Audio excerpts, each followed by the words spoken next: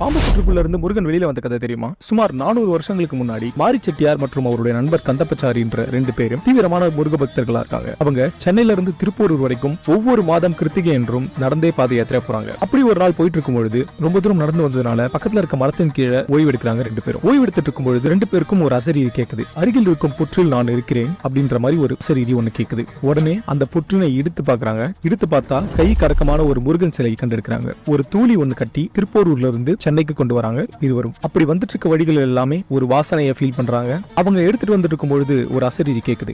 எடுத்துட்டு போகும்போது எந்த இடத்துல நான் வெயிட்டா ஆகிறனோ அந்த இடத்துல நீங்க வந்து என்ன பிரதிஷ்டை பண்ணும் அப்படின்ற அந்த அசரீரி. உடனே அவங்க 2 பேரும் அங்கிருந்து கிளம்புறாங்க. கிளம்பி வந்துட்டு இருக்கும் பொழுது சென்னை பார்க் டவுன் கிட்ட அவங்க நெருங்கி வரும்போது அவங்க 2 பேருக்குமே அது வந்து வெயிட்டா ஃபீல் ஆயிருக்கு. அங்க பக்கத்துல இருந்த ஒரு பூங்கால ஒரு விநாயகர் கோவில் இருந்துச்சு. அந்த விநாயகர் கோவில் பக்கத்துல அந்த முருகனை பிரதிஷ்டை பண்றாங்க. அப்படி வந்ததுதான் கந்தக்கோட்டம் ஸ்ரீ முருகன் கோவில். திருப்பூர்ல இருந்து கொண்டு வந்த சிலை தான் இன்னமும் 400 வருஷம் பழமை வாய்ந்த இந்த கோவிலுக்கு நீங்க போயிருக்கீங்க அப்படின்னா